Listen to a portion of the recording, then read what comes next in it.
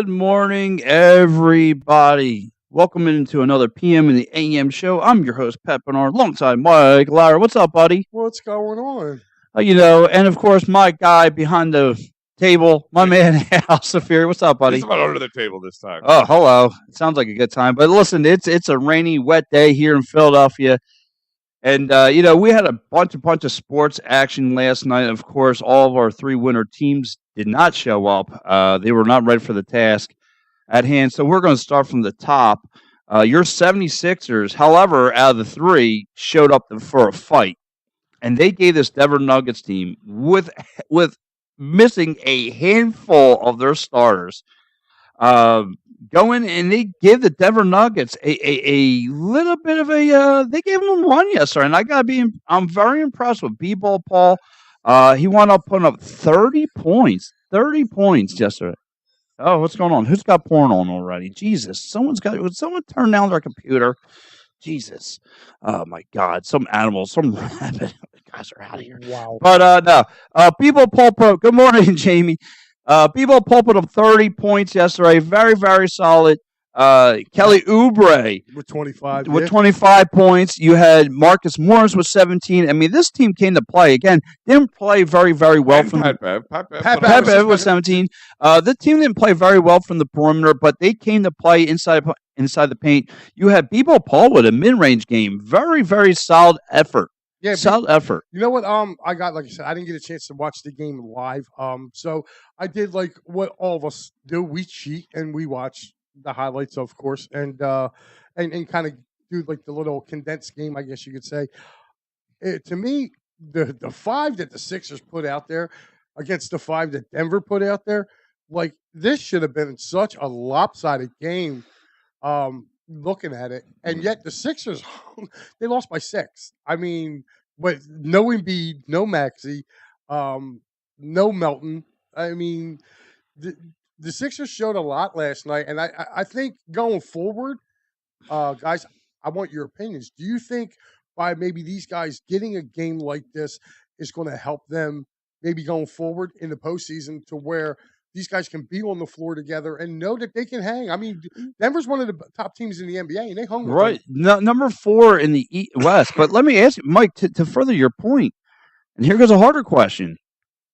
Like, what do you do now with the bench? Even though the bench came to play last night, the bench came to play when you needed the bench to show up the most. They came through last night. Again, they didn't win the game. They lost by 6.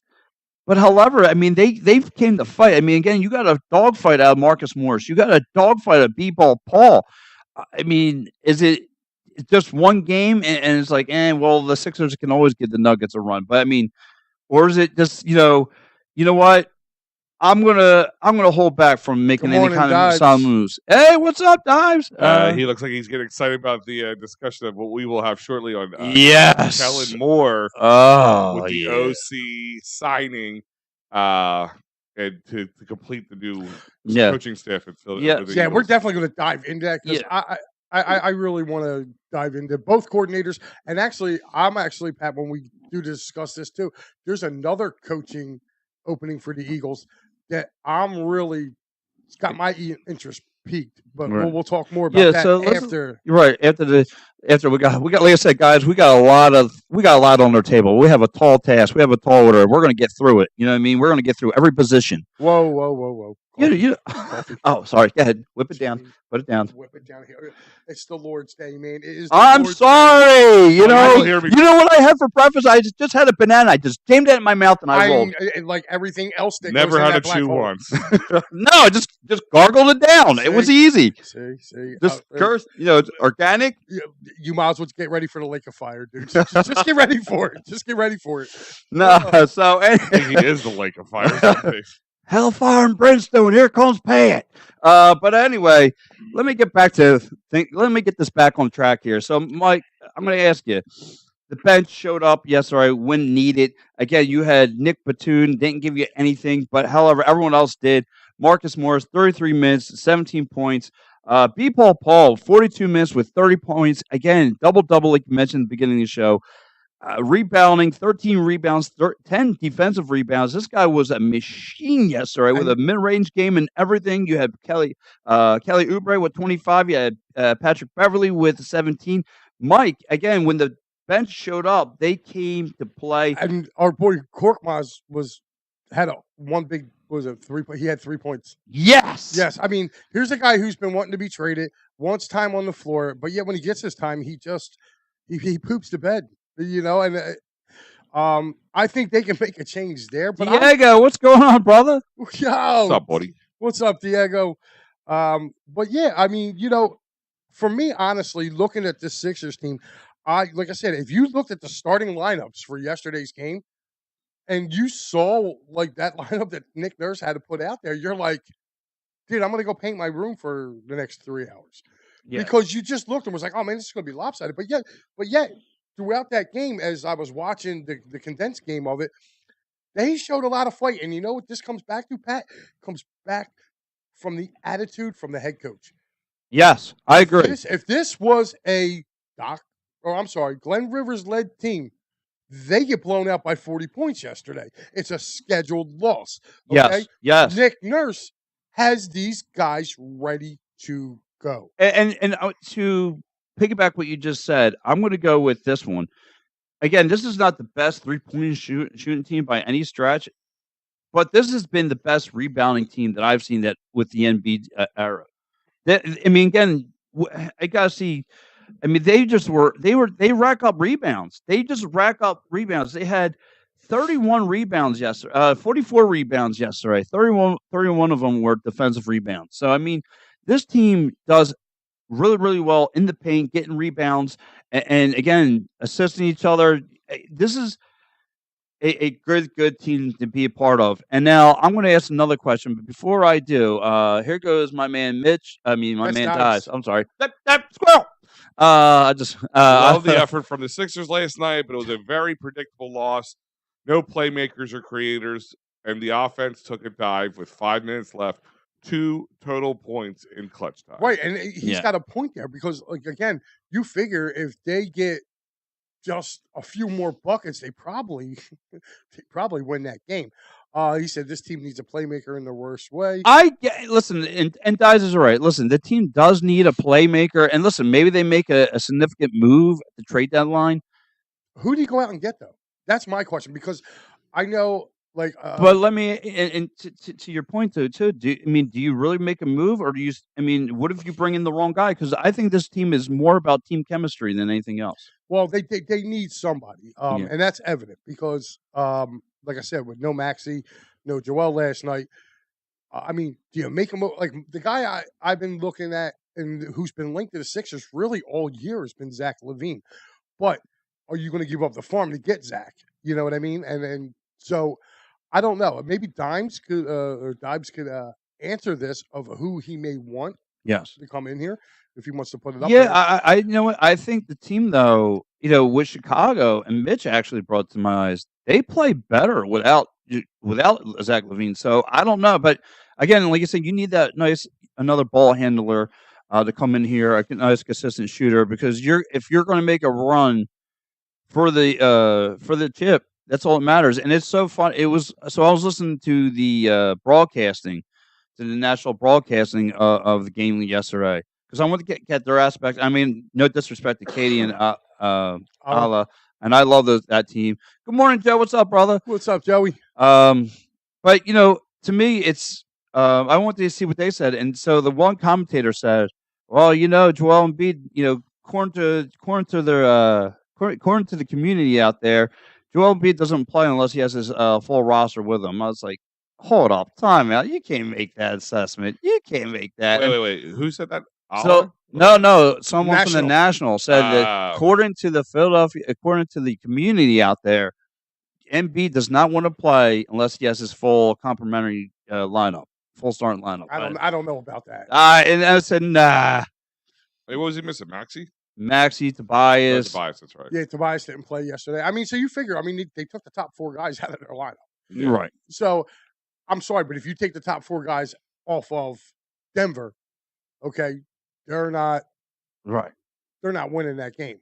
You know what I mean? So I give the kudos to Nick for having these guys prepared and ready to go and ready to play. And Denver's not an easy place to play. Number one, altitude. Yeah. So, your body's a little different. Playing up there, thinner air, you Yeah, get the sun tired quicker. the sun will really bother you out there. Pat's body is always going through changes. Pat, Yes, sir. they play in an arena. There's no sun, bud. Yeah, I mean, but it's the sun, But- atmosphere. The atmosphere, yes. But Yeah, it's hot. It's always Bonjour, hot. Pat. Bonjour, all right? Bonjour, yeah. Go speak That's Italian. every time you're off the tracks, I'm just going to bonjour you. Oh, That was still probably one of the most classic moments I think of any of our shows we've ever done. As the Italians say, That's the bonjour. Bonjour. Like I said, the IQ never But reaches the going top. forward now with this Sixers team, honestly, where do you guys see this team? Do you guys see them getting past the second round The currently constructed, as they're currently constructed? see, so to me, it's a good question because I see the team is 50-50 right now because half of me wants to say yes because of the fact that this is, like I said, the best rebounding team and the team chemistry is great and all those good things. But however, and the other half of me wants to say no because the bench can get cold and it's been more inconsistent than other times. So I don't know. I'm kind of, like I said, I'm kind of in the middle of it, and I don't know if they could beat a Boston Celtics in the series. I don't know if they can hang with the contenders again, the Bucks and so forth. And these up and coming teams, you have to really keep an eye on that are fast paced, like the Knicks and so forth. So I gotta be honest, it really has my sphincter tight. All right, Al, your opinion? It's close. All depending on how it falls. I'm looking at the standings right now. So we are third in this. That means if we were to play, we would play with the 6th seed, right? Yes. So we would play the Pacers, who kind of give us a run for our money, but I think we could win the first series of that. And then most likely Would be Milwaukee, or if it was everything kind of way went out. Milwaukee is, in my eyes, they have a very good team on paper, but they are a beatable team.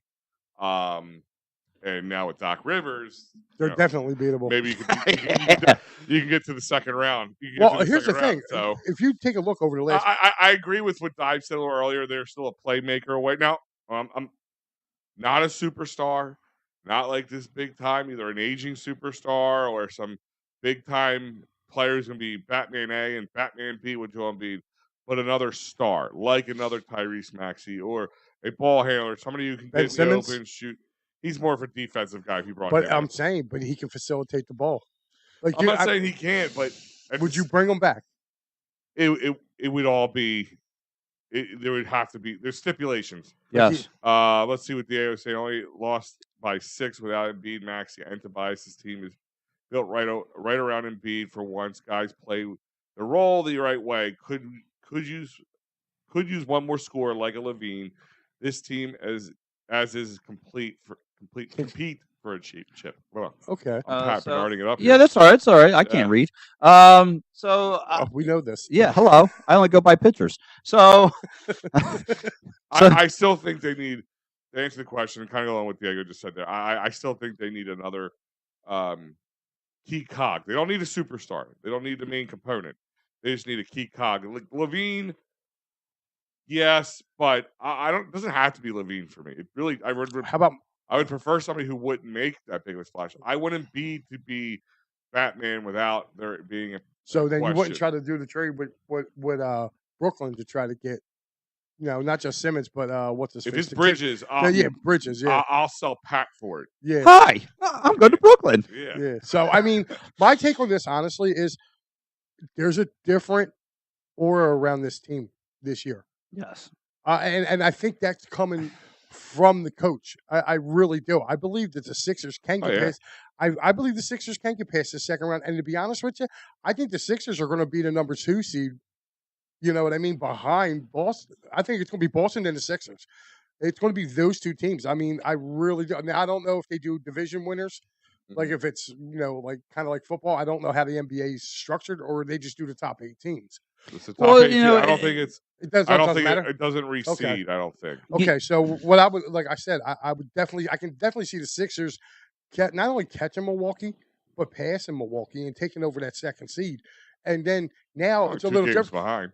Right, they're only 2 games behind. And like I said, you got the wow factor right now. You got Doc. Doc will find a way to screw that up. yes, yeah, He yeah. will. Like, so Well, listen, I think Milwaukee is what we've been talking about, having too many stars on a team, because they fired their head coach, who obviously they weren't sold on from the time they hired him. yeah, who does that? Who fires their coach after 30 games? And apparently the rumors were Doc Rivers was a mentor to, a consultant, should say, to Yeah, he consoled a dude right out of his job. well, and that was per the Bucks organization, so you knew he was that safety valve. Mhm. I mean, that guy got a job as soon as he was fired. There was no time in between. So, but I think what the Bucks are finding out is maybe too many superstars. Isn't it? Like having a Dame Lillard, yeah, and having a guy like, let's be honest, Giannis has a bit of a prima donna. Most of these guys do. Attitude. We've seen it. I always go back to the latter situation when he was here in town last year. Was the year before? I forgot. When last year when they were playing and they lost and he wanted to continue practice shooting at the end of the game. And the guy came down to take the hoops down, and he took the ladder and he threw it out the way, like a little baby. Mm-hmm. So I've been reading some things saying like he was a bit of a reason that this guy lost his job already. They were 30 and 13. They were second in the East, and he got exactly. fired. And the guy gets fired. Like who fires? Apparently, they were upset the way he was not utilizing Dame Lillard, and I think Giannis was not. And I guess Milwaukee took a shot with Doc because they figured his resume having one chip with a bunch of, like you said, superstars, he could probably figure how to have that. But yeah, Mitch, hey, what's up, Mitch? What's up, San Diego? It's not orange in San Diego, it's red. Yes, this is red and gold, dude.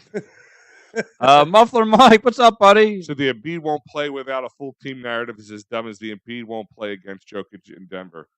Yeah, listen, it's just a narrative. That's what they're going to do. See, he's got a picture of me on his profile, a squirrel. But yeah, and I agree. But back to this conversation, I'm with Mike. I think Doc's going to screw us up eventually at some point, coming down the yellow brick road, especially when the pressure's on. But however, I think the only two brought him in because not because of his working with Embiid and Harden at the same time, right? Because he worked with 2 superstars who, from what looked like they got along for the most part until the end, and it didn't ever look like he had anything against each other. But like you said, egos are going to get in the way of things. So, to me, the only 2 teams that really scare me on the East is Boston. And then, and Villanova 2.0, is the New York Knicks. That's the only 2 teams that really scare me. You know what I mean? I'm smiling. Knicks don't scare me. They really don't. I mean, I know they blew the doors off of us not too long ago. And they got some shooters, so. And they do, but. I don't know if they have that. 7-game series does not. That's a different story. Yeah, so. It's going to go down to the legendary battle. It's going to be. Listen, I love the fact, if you're looking at it, just think about it for a second. You got the Sixers that are in playoff contention. You have the Boston Celtics that are in playoff contention. You have the New York Knicks that's in. That is the whole Eastern Corridor. Now, if we can only get the Washington Wizards to do something, we'd be all right. No, but so, and again, the world can attack me for this, and we will. Yes, but you know what, Joel Embiid, and I'm going to agree with Mike. He's a great regular season player, but come playoff time. Hey, what's up, Evan? My offspring checking in. Yeah, what's up, buddy? Your offspring. But what Joel Embiid are we going to get? Because to me, like I said, guys could jump on top of me because I think he's another Dak Prescott 2.0 when it comes to playoff time. He, comes second round. I just want to make sure he don't break his face. Like he's the only dude I knew that. Yeah, but he was twice in the playoffs. He was fully healthy last year, and there's no excuses. He got fatigued. He quit last year. He quit at the wrong time. Well, listen. I remember me, Al, Sean Bernard, and Dias did a show on Mother's Day, and the comments were buzzing. The viewers, why? Because the big man didn't show to play, and that kind of alarms me. So again, you get mad at me all you want, but you can't say what him and Dak Prescott are almost parallel to their seasons. Before we answer this question, I'll remind Well- you that this is brought to you by Sherry'sTickets.com. That's right, Sherry'sTickets.com. Family owned and operated since 1946. Sports conscious leader, you name it, they got it. You don't have to even be in the Philadelphia area, anywhere in the United States. Go to Sherry'sTickets.com. They got tickets nearby for you. Great prices, no hidden fees, and save an additional 10% off using that great promo code. EOP10. That's right, EOP10 will save you 10% off at Sherry'sTickets.com. No hidden fees, great prices, and save an additional 10% off by using that great promo code. EOP10. That's right, EOP10 at Sherry'sTickets.com. Now, I'm going to answer your question, Pat. Yes, sir. I get what you're saying. I don't know if I would use the Dak Prescott. Think about it. I get it. I get it. It's not. I'm not crucifying you for it, saying you're so far off the beaten path. But I am optimistic in the sense because of the Nick Nurse philosophy. I mean, do you think it's just coincidence that they unlock the fact that they can use him for 3/4 of most games and play and then have him take off the last quarter, except for good teams like Denver and stuff like that. But for the most part, they can do that. Load management has not really been. It's been done appropriately versus just we're scheduling that loss. Oh, we know we're going to be taking that game off. Right. Not basing it on how he's feeling health wise. So I think that plays a huge factor in the difference between what we've seen in the past to what we may see. But I agree with you. I mean, if you go by what the past has led us to feel, yeah, I mean, second round exit. It's to me, it just kind of reminds me. Him and Dak are kind of parallel. If you put it together, Offspring to the Jelly Man. Offspring to Jelly Man. Yeah. Is that your nickname? No. Okay. Did you ever watch I mean, Finding Nemo? Oh, The turtle. Yeah. So yeah. So I mean, to me, I just think about it. it's not like the McNabb curse can't get to the championship game. Yeah, I just think it's parallel. I mean, think about it, right? They brought Mike McCarthy in, thinking, okay, he's got a championship resume underneath his belt. He Well, gets did somewhere. The same thing with us. They brought Doc Rivers. That's in. what I said. Yeah. That's why I make the parallel. They brought Doc in, okay, because he has that championship resume. So what's going to make? I mean, what can Doc do that's going to make this guy get But around? at the Because same time, they didn't look at his resume saying the guy is like 0-12 or 15 in game sevens and clutch time and all this stuff. He is like a 0 burger up on the. So Nick Nurse doesn't have that. I'm sorry, guys. I'm just checking my coffee because, I'm actually kind of agreeing with what Pat's saying this morning. You guys are doing the comparisons, right? Think about it. McCarthy's got 1 Super Bowl, right? Yeah. Probably about the same time. Right, Same time that Doc Doc won won his. He did. Yeah. So you figure, and Doc's got 1. Yeah, but yet, both teams have sadly underachieved. Yes. And that's why I'm looking at my coffee because I never agree with you because you're a dope. Yes. And he's actually making sense this morning. So I was just checking to see. That's why it's raining outside. Actually, you should be checking his coffee. He don't have coffee. I You got don't have something to- else. Okay. See, I think he spiked my coffee this morning because he's actually making sense, and I don't have to slap him Listen, around. The Blue Oyster was a long night, and it made me do some thinking because Brian didn't show up. But Not there it what goes. social media says. There are you. Hey, there goes Ernie in the back. So yeah, it was a good time. It was good. You're right over there. But listen, we can master debate about the Sixers all we want. Let's go over to the other winter team that struggled bad for the past week now. Let's talk about the Flyers, who've I'm starting to think that they're struggling because there's a lot of off the ice issues that surrounding this team. I mean, think about what's going on, but I mean. We need t-shirts that say "I'm just here for Pat's Flyers." Right? Yeah, I mean, listen, to me, it's disturbing because you lost 5. Morning, Dave. We've given the front office all the rose petals in the world. Now it's time to give them the thorn bushes. Where is this team been? Where have they been? I mean, there's been the lack of heart. No point intended. But the lack of heart on the offense and defense, it's been nowhere. It's been a joke. Well, it's funny you say that because I did the post game for you, Mike, the other day, and Yes, Matty B thank jumped you. on with me And we were talking about that. Why? For those who don't know, they lost 6-2 to Boston yesterday. They're on a 5-game losing streak. Not and I'll give Matty B is not an excuse guy. He don't give anybody No. at all. No, we don't. But me and him were kind of discussing, and again, we're agreeing with each other. Maybe I should check my coffee from yesterday a little bit, but we were saying like a little bit of they had a lot of games in a short amount of time. Tough opponents. Not using that as an excuse. That's like a small piece of it. But the Carter Hart situation, the Cutter stuff. Is it just that this team needed a break about a week earlier than it was given? Maybe. I mean, listen, we've been waiting for the other shoe to drop with the Flyers all season long, and I don't think there's a shoe. No, and to further your point, Al, you said about facing contenders. Well, this is the stuff that we wanted. We want to see them go against a hard schedule that kind of tell us where this team is. And again, you got shellacked. The month of January, this winter has not been great. Again, going into January, you went 7-9. You put a bundle of wins together. But again, who did you really? I mean, other than the Jets, you really didn't beat, and the Stars.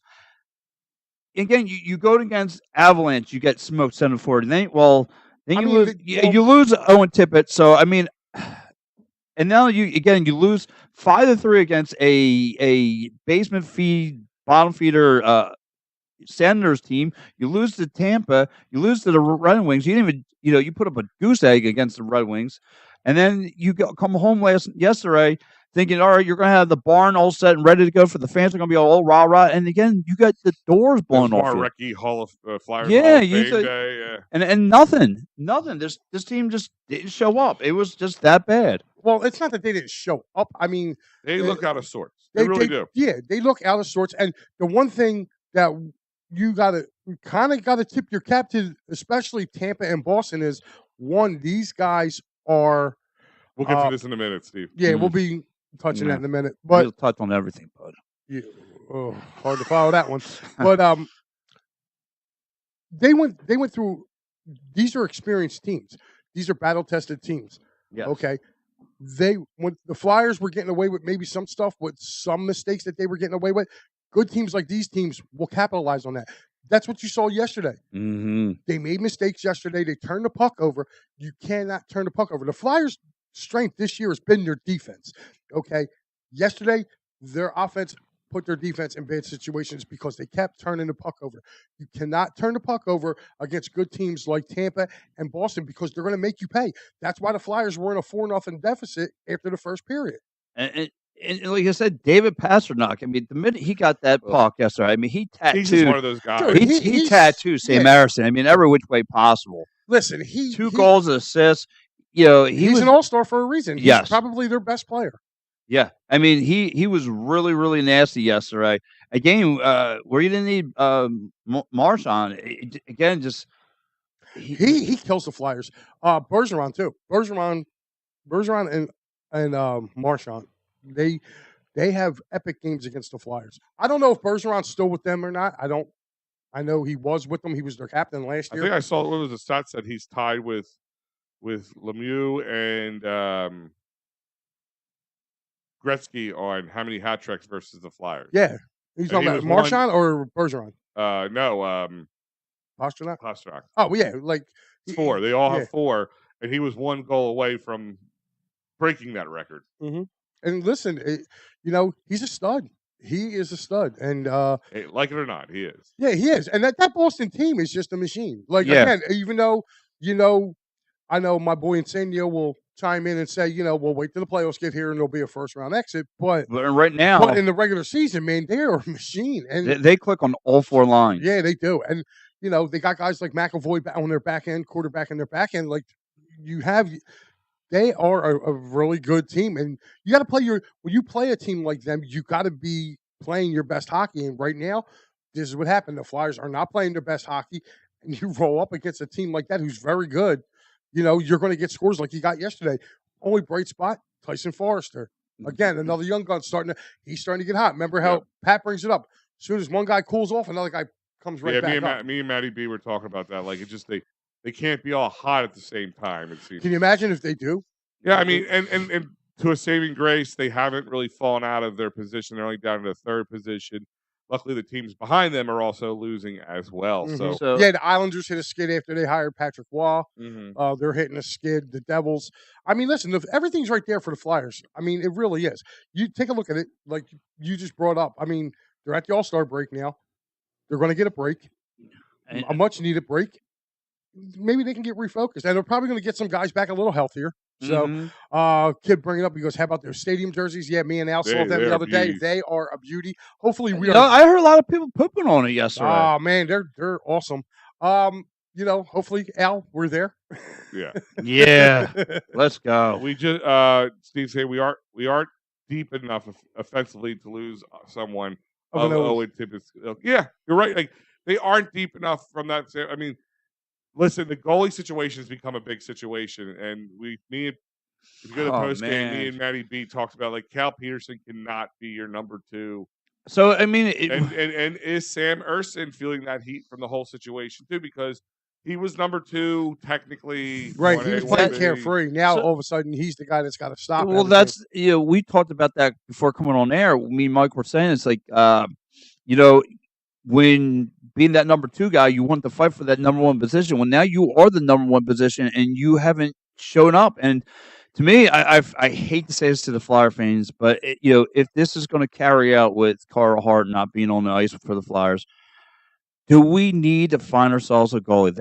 Is that coming back to square one of us needing to find a goalie? I mean, hopefully they can make a move during the trade deadline. Yeah, me and Matt were just talking like, maybe do they pull up one of these guys who they are on contract? They can pull them up, or do they ride with Cal Peterson? I guess this kind of came a little bit at a good time. It gives them a week, like 10 days to kind of make a decision, see what the numbers look like, see what people think. Get an inkling from the coaches that are working with them. Are they ready for NHL action? So, and to answer, Mike, answer your question about David Pastrnak, yes. He's the best player on the team with 72 points, third best player in the league, third best player as far as goals with 33. I mean, this guy is nasty. Again, like you say, you run into trouble, but JVR scored for them yesterday. Yeah. Oh, that's a kick in the butt. Yeah, it is. It's a he's coming up pitch on the Knish. We were talking about his 1,000th game played in the NHL. He's like about 15 games away. So I've always liked JVR. I didn't want to rehash the JVR, and I think Matty B said it best, like especially for the money and the contract size that they years they gave him. But I was originally when he was here, I did like JVR. And to cousin Steve's message here. He goes, his nickname, Cousin Steve. He goes, I just hope the Hart situation don't polarize the locker room. And it looks like it has. I mean, in some aspect, but again, not having it goes to show you how much Owen Tippett's needed. Situation, yeah. You know what I mean? Owen Tippett just got that big deal, but it shows you how much he's needed on the ice for this team. It's important to understand that things like this could really send ripples through the locker room. Yeah, it makes you. Oh man, I forgot to have Jacob DeBrus. It makes you question yourself a little bit, even though you had nothing to do with it. But if Carter Hart's found guilty of it, here's a guy you respected. Here's a guy that you thought would never be capable of such a thing. And then if it comes to light that he was, when you start second guess yourself, it can in life it can start to show up on the ice. Yeah, and that in lies a problem. And if this guy was their friend too, like it wasn't just some guy. Right. For most of them, at least. So that hurts even more. Like, oh, my friend is capable of something of this. If again, I keep saying if, because just for those who don't know, he wasn't arrested. He was right. He was told to turn himself in for questioning, and they won't say anything literally until the day before the All-Star break ends. Right. So let me ask you too, Al. Let me ask you: is it we, like I said, we threw a bunch of rose petals at the front office because they've done a fine job being ahead of schedule. Is it now time to start questioning the front office, like what's going on? No. I think so. No. Why not? No. Because this team has succeeded high and far above. No. It has succeeded high and far above what our expectations are. And I'm not using the shoe dropping metaphor because I don't think a shoe's dropping, but they are not done. It's like you took the cake out of the oven halfway through and you expected it to be ready to go. It ain't ready to go. but it's head and shoulders above where we expect it to be right now. Tortorella still said, don't get used to guys in this locker room. A good chunk of them probably won't be here the next year or two. He said it out loud. I mean, if anything, this Flyers organization, you could say, is honest to a fault. Oh. I mean, if you remember the Cutter situation, everybody from the top brass to the announcers to the players to the coach, everybody was very open about it. Either we don't care, he don't want to be here, that's his problem, yada yada yada, whatever it was said. But no, I can't blame. I mean, this stuff is way out of the Cutter. They tried the Hart thing. It had nothing to do with that. You can't blame them on any of that. I mean, unless they knew about it, took them knowing that this could be something that come to light. But I mean, how long has he been in the organization for now? I mean, we forget how long Carter Hart's been a Flyer. Almost a decade. Is it a decade? Almost. Okay. No, it ain't yeah. a decade. He's only like 22. Or 20, yeah, but he's 24. He's 24. So you figure he came up at at 20. I think it was around 18. 18. So 18, far from a decade. I was going to say, so if he's 24, it's 6 years. So you figure the first 3 years he's in the minors. So and this is another thing Steve's bringing up. The teams in hockey will go on sometimes skids just as much as they go on heaters. Mm-hmm. I mean, everybody forgets the end of December and in January, they were on a 4-game losing streak. Then they followed up with a 6 out of 7 game win streak. Right. And that's why I said, like, we've been waiting for the other shoe to drop all year long. And it's just like, okay, they're just having a bad rut. And it just might have, they hit that rut. And yeah, there was a few good teams in there, but they also beat a few good teams in there too. I mean, Winnipeg was number one. Mom. Morning. Yeah, here's the exact quote from Matty B. Don't fall in love with any of these players in the locker room. Regardless of success, this is a rebuild, John Tortorella himself. No. See, again, Mike, I'll let you answer. I don't believe that because you're not going to trade a Tyson Forrester. You're not going to trade a they're Morgan Frost. They're already starting to sign certain guys, but I think he's not lying. I don't think every guy's going to be here that you see. Oh, no. I mean, listen, could there be... I mean, Owen Tipping just got signed for 8 years, $49 million. Which was a great signing. Was it Felling? I always say his name wrong. Just got signed for 2 years, I think it was. But, I mean, who else do you think is secure to be here next year and the year after? TK. I don't think they're going to trade TK. A lot of people think he's trade bait. I don't think they're going to trade him with him with his contract and all that. But I'm saying, like, of the young guys, I can see Farabee getting moved because I think you'll get something back in return for Farabee or Morgan Frost. One of those two, I know will not be here next year. And I'm a big Morgan Frost guy. I've been talking about him forever. Insania saying, "Relax, Pat. It's a skid. The turkey is just cooking. Enjoy the smell till it's done." No, listen. So yes, you guys don't understand. Pat will get salmonella. He'll start chewing on that raw bird. No, yeah, he's used to that. I got Pat. I got him. Yeah. So listen. No, I can't agree with you guys, and this is why. Because if this team, like I said, from the get-go, showed me they were a bottom feeder, I would be okay with all this. But the fact that you are ahead of schedule, you're up until now, you've been playing good hockey, and all of a sudden, you're going to give me that, oh, this is just a rebuild center? No, put to that. No, we are. But it is. But we are way past the white flag line. No, we are. Hold on. You could still be a contender and still. Flag? Yeah. You can still This is supposed to be a white flag season. Like, I'm not trying to compete. No. They said this is a rebuilding year. They didn't turn around and say that they're not going to. They didn't say anything about tanking. They didn't say nothing about tanking. Like, they're playing good hockey. And they, give Tortorella his credit. He's got them playing his style of hockey. But that doesn't mean that they're not going to go. They're going to go through growing pains, man. This is going to be growing pains. Like, we have to expect this. They're going to be up and down. They're going to win 6 out of 7. They're going to lose 5. Okay, they're going to win 8. They're one of the youngest teams in the NHL. Second youngest team. And again, so, you are impatient. I love you, but you're impatient. I am. I'm very. But I mean, you have to. You're giving me the mixed signals. It's like, not mixed signals, Pat. It's like did anybody sit here and say at one point, this cup contender? Nobody said the Flyers were cup contenders. We all said they're playoff contenders. It's like you and maybe a second round bid at best. Nobody's expecting. I mean, listen. Kind of like with Boston, Tampa, the Avs. I expect that. Those teams are really good, And ready you forget to win. too, dude. teams. You forget they went to Colorado and beat the Avs in Colorado, a place they haven't won in like a decade. Right? And So I mean, The Dallas they've Stars done 5-1. They're 7-0 yes, against them in the last 7 7 matchups. games. I mean, they're breaking down the barriers, but there's still more barriers Used to to be break broken. down. They're not. Listen, they're playing much better. We expect the team to play this good maybe in 2 to 3 years, not this year. So We were they're expecting a playoff bid, but nobody ever. See, this is the thing. This is the difference between expectations and what they were planning on doing. The Flyers organization, especially in hockey, you don't need to tank to get good players in the NHL. You don't. Now, like playoff or what's it called? Drafts like last year. come along once in a Yeah, generation. those kind of guys. That's a different story. But you don't need to tank it. But look at what they're doing now. If worst case scenario, it's such a plus if they make the playoffs and you get guys a little playoff experience who deserve it, and young guys who need it, and they play really well, like a Tyson Forrester. Now, using him as an example, I don't think he gets traded, but he becomes trade bait and probably way. It's like flipping houses. They bought it on the cheap and they sell it when it's high. They can start getting a lot of new pieces with what they have. The only real kick in the dinghy is going to be the Carter Hart situation because you're going to get nothing out of it. All the investment they had. Matty B said yesterday.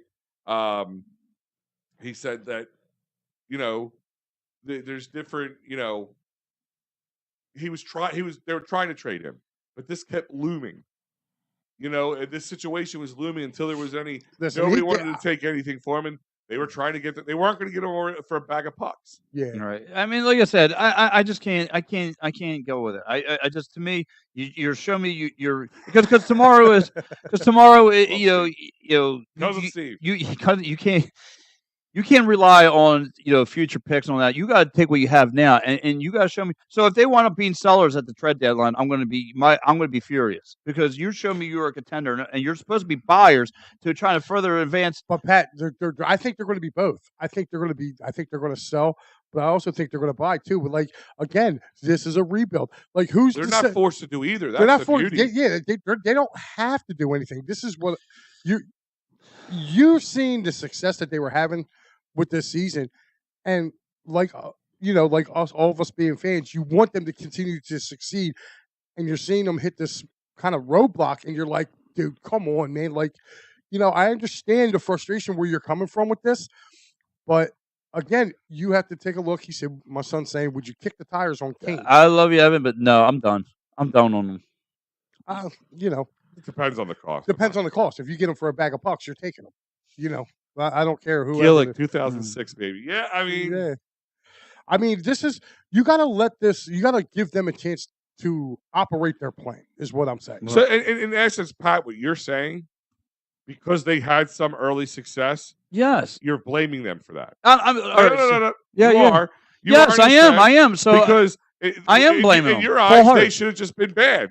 Yes, from the if they would have had their normal October hot get called in November, I would expect okay, when this is going to be a rebuild. To trading, if you want them to even make a trade, sellers doesn't always mean.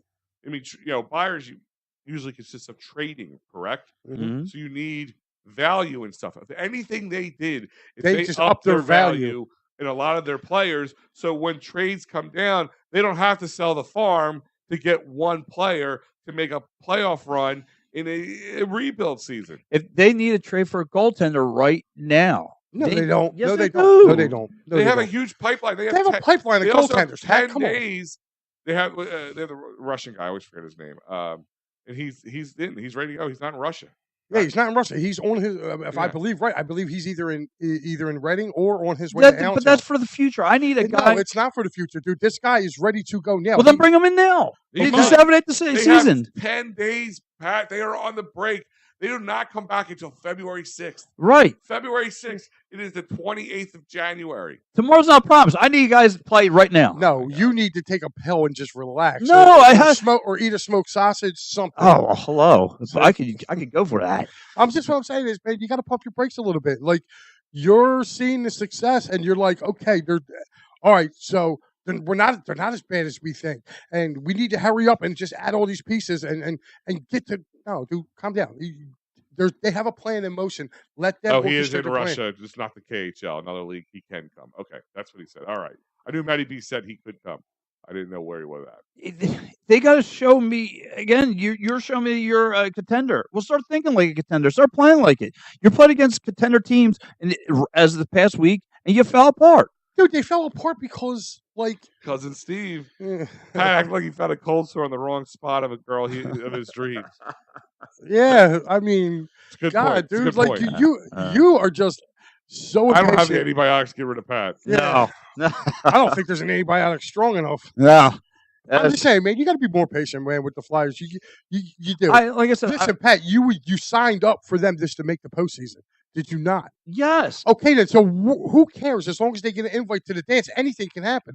Let them get the invite. But if they don't make it to the dance, Then they don't. then I'll be angry For what reason? They weren't I'm supposed gonna to be angry there. anyway. because they showed me they were supposed to. I mean, they make places for that, Pat, where you can get rid of that hanger. They have it right down there at the Wells Fargo. For the They break do. room. They have the gritty room. Yeah. So, like I said, if they would have again had their collapse early, fine. And then they're going to say, but them being ahead of schedule, and then all of us, coming on here and talk about them, how great they're doing, and then all of a sudden hitting skids. You have to give them their negativity. You have to start questioning what's going on with the head coach, what's going on with the front office. Why has it? I mean, I get it. There's a lot of stuff going on around the outside of this team. No. But Stop. they Pump your brakes. X and O's, they stink right now. Pump your brakes. Right. This is you in a nutshell, Mr. Squirrel. Okay. Right away, you jump to the front office. You jump to the head coach. Yes, they got to be No. questioned first. No, they don't. They told you what they were going to do. Hello, McFly, wake up. They told you we're rebuilding. So You can't. listen. Yes, you can. Yes, you can. They are rebuilding, which means they are not obligated to do a damn thing except rebuild this team. They told you from jump, we are a rebuilding franchise. Now, it may not take 5 years like we initially thought because these players have come along a little quicker than usual. It sounds like an excuse salesman. No, it's not. Pat, Yes, they it were up is. front. They were up front. You're the type of person that says, lie to me and make me feel good. That's what you are. Spit on me and call me scum. Yeah. No, listen. I mean, Pat, I would just give you a little. I was just doing a little quick research while you were, Throwing off the melting deep down- end is- No, melting down. I'm not. You guys are just. Since 2014, You guys are not seeing it. since 2014, they made the playoffs 3 times. One time was the bubble. Yes. Okay. The other time they lost. The other 2 times they lost in the first round. This team has done squat diddly in a decade. Yes. Okay. This is the first sign of real life that we've Mhm. seen since the bubble. Let's be honest, because we all had high expectations for the bubble. They looked before the shutdown. This team looked really poised, and then they came out first round of the bubble. They looked good. Then they got exposed by the Islanders. Right. Mm. Since then, they have been not qualifying for the playoffs, and they haven't had any inkling of being ready for the playoffs. That's what I'm This saying. team is at least a year and a half, 2 years ahead of where we expect them to be. Right, and right away, now you want to throw the judgment book at them and be all mad because they're going through a stretch. Dude, they're going to go through stretches like this. They are a young team, and there's no expectations on this team. The front office already told you before the season even started was, hey. It's got to turn around. So let me. Well, Mike's saying just cut Carter. apart. No, I Let said, me- I just said let me- you got let to me- find out how this plays out, man. Yeah. I mean, Mike, let me bring you into my brain. no, because I ain't got enough time or space. So look, let me see. Let me try to let you see things out by. It's because can you imagine if Flyers had a Bruins type choke? He's already flipping out over a rebuild. Yeah, Well, listen. Again, Mike, you come in my store. Let me go test a car. Let's go test out this car. All right. so the guy we're talking, Yeah. Igor, I got to work that name. Yeah. Alexi. No, Igor Apple. It's not Alexi. It's Igor Zavargin. Zavarian. Don't look this way. It's So, the VHL, so it's not the KHL. Okay. but like, let me bring you in. Let's take this car out for a test. Mind you, this car is not. It's just a rebuild, but in the future we'll have it all nice and. Well, you're starting to drive it. It's it looks fine to me. Everything. Oh, but listen, we're hitting a couple skids. We're having problems with the engine. I just told you it's from a rebuild. Well, it looked like what's fine to me. What's wrong with it? You know what I mean?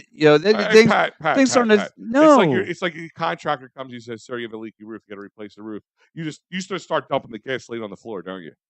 You're ready to throw that match. No, because he fixed it. Everything looks like it's fine and did. Oh, up until now, all of a sudden we got problems. Oh, but I told you from the door. No, things have changed. This team was not just a leaky roof, though.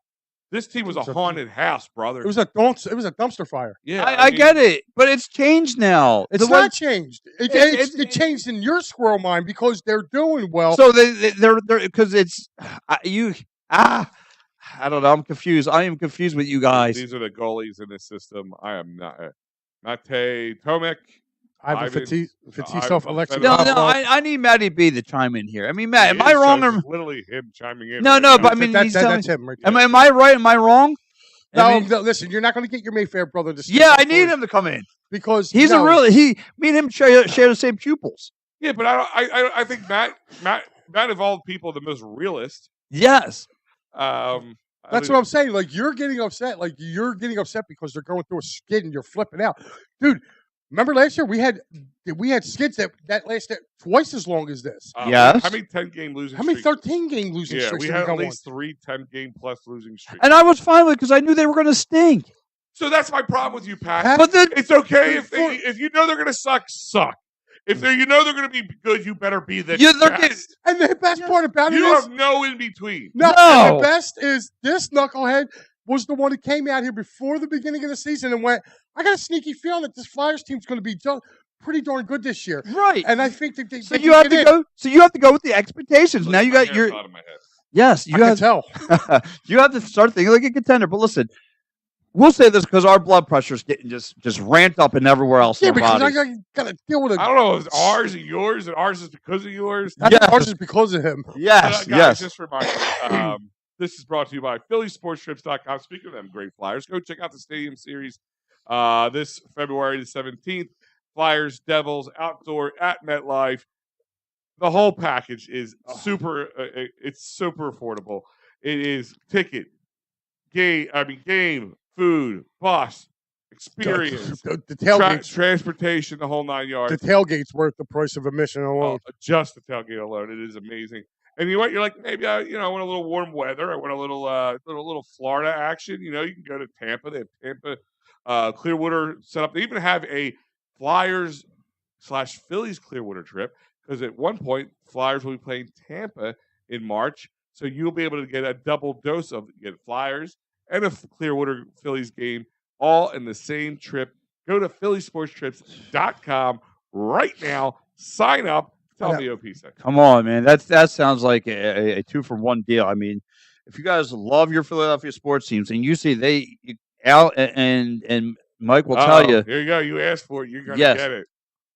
You're effing wrong as hell. Sorry. The season has been a success holistically. That's a good one. Culture, environment, refocusing on being excellent, player development. It's all moving forward. Ha! See that? Your own guy told you that you were wrong. The organization was lost. It's not anymore.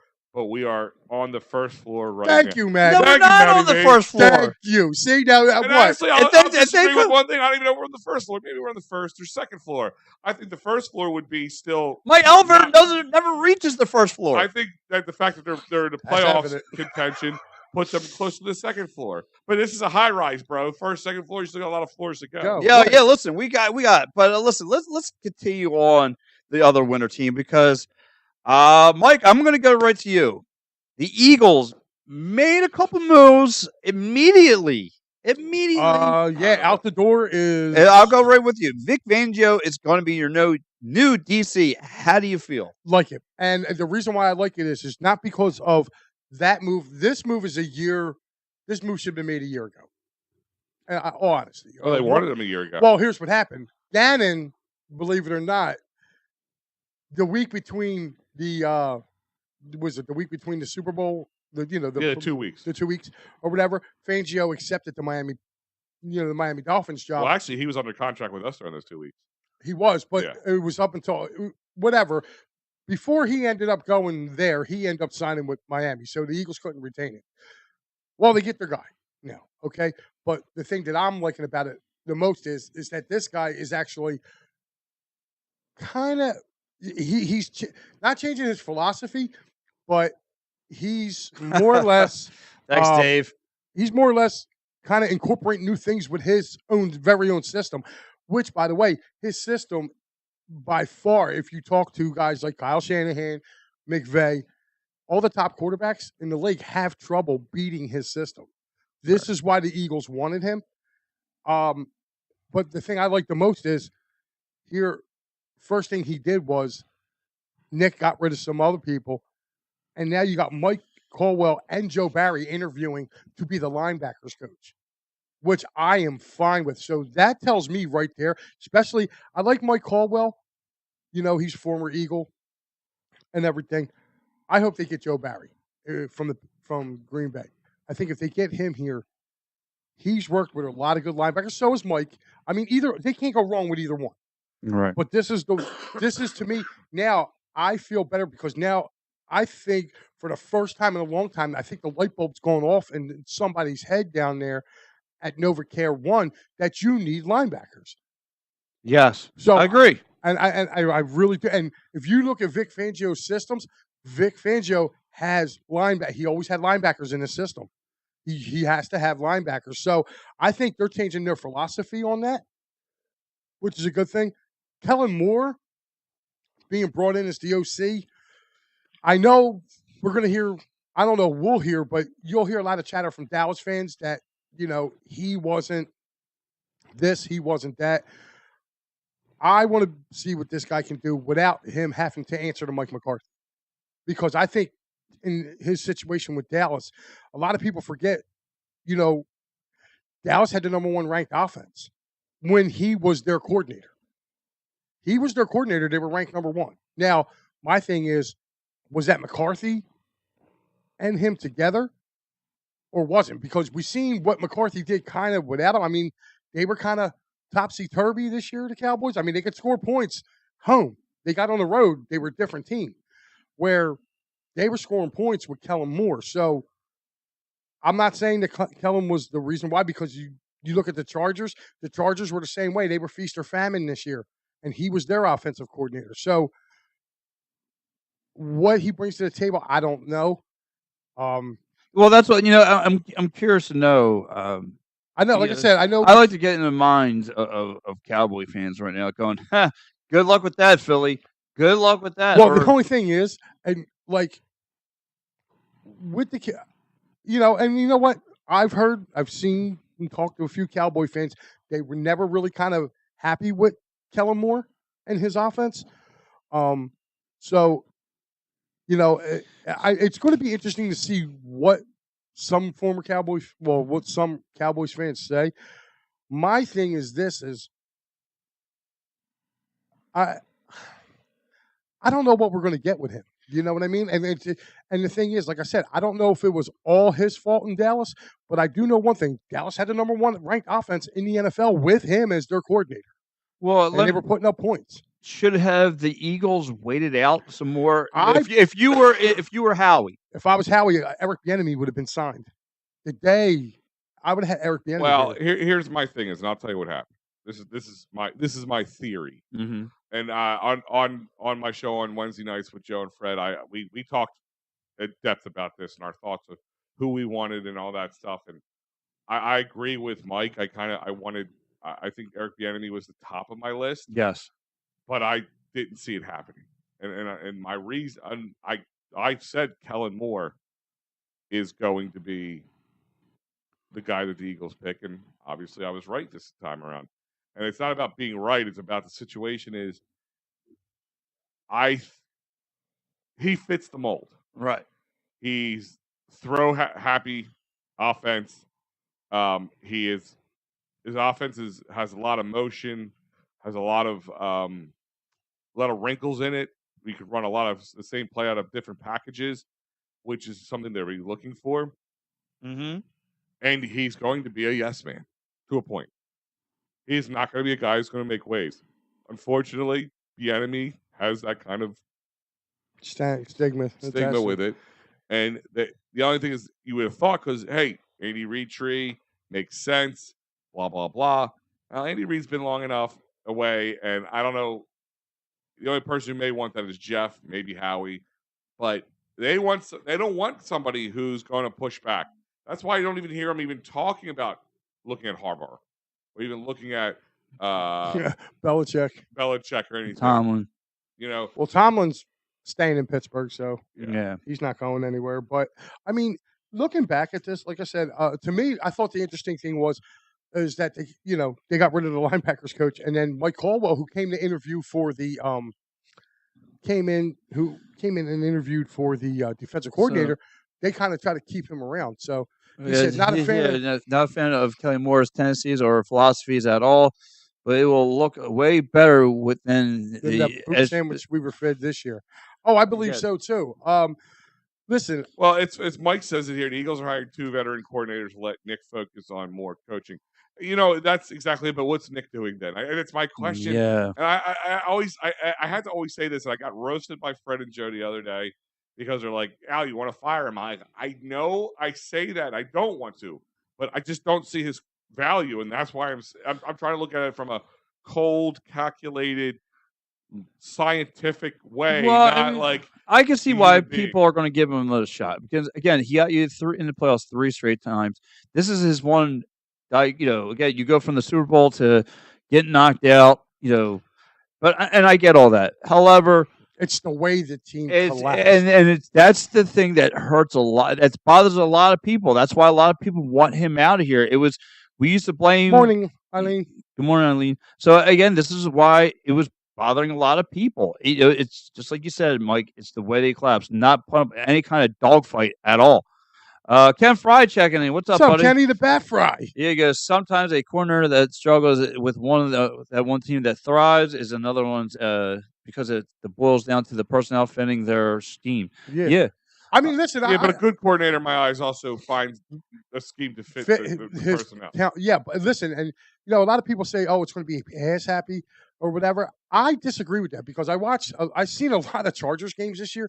Yeah, the Chargers didn't win a lot of games, but that was due to their defense. Their offense was putting up some numbers, and guys like Austin Eckler was running the ball quite a bit a year. This past season, he ran the ball very well for the Chargers, and he was their bell cow back. So, I mean, to say that Kellen Moore's not going to run the ball, they just, again, it's a pass-happy league anyway. So, it's going to be majority more pass than runs anyway, but the Eagles run the ball well. So, again, it all depends, too, because you're looking at, to be honest with you, we may not have DeAndre Swift next year. DeAndre Swift had a really good season this year. Yes. Somebody may scoop him up.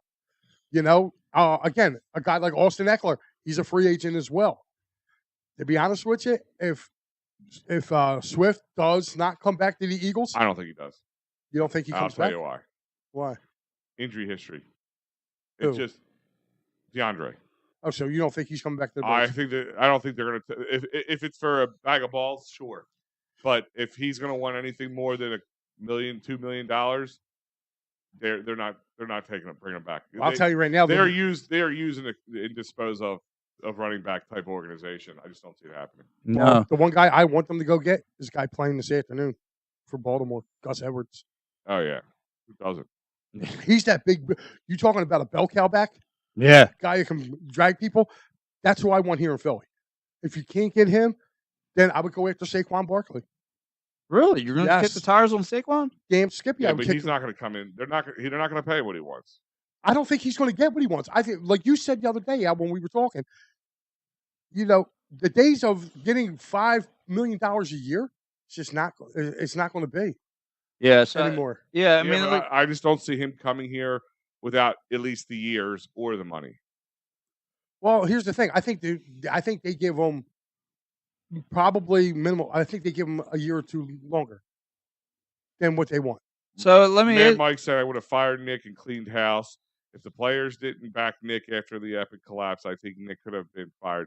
Now I'll agree with part of that. You can't always just keep cleaning house. Sooner or later, it's going to bite you in the butt. Yeah, because nobody will want to come coach here. They'll be like, "No, well, you're going to sign me for 4 years, and you're going to fire me or you're going to sign me to a 5-year deal. You're going to fire me at the 3. For 2, you know what I mean? So, but here's my thing is, but I will if the. I was talking to somebody the other day, and we're going back and forth, and I think the team likes their coach, but my question is, do they respect their coach? There's a difference because a coach is almost like a father figure. And you don't ever want to let that down. No. You're getting Dad Manny is one thing, but letting Dad down is a kick in the dinghy. Oh, And a good coach makes you feel that way. Like you need to feel like I'm out there, I'm giving my all because I want Coach to be proud of me. I want Coach to know he can trust me. He can put his faith in me to get the job done. I don't know if that's Nick. That's my question. yeah, right. I think they like Nick and they like the softness of Nick a little bit because they get the little bit they want. They get a little freedom here, and it's not like I'm not saying it has to be in there a strict disciplinarian type coach, but a good coach, even like Doug Peterson, they were afraid of letting Doug down. Not just Doug's a good guy. Well, I agree with that to some things, but It just to me, it just like we all said it before during the tail end of that season.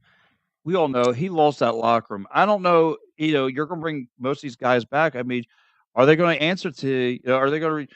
Obviously, they're going to give a listen to the Kellen Moores and Vic Fangio's a listen. But I mean, do they listen to this head coach? Do they believe in him? I mean, because to me, when I see the Dan Cowbells, the Andy Reeds, everybody wants to play for those kind of guys.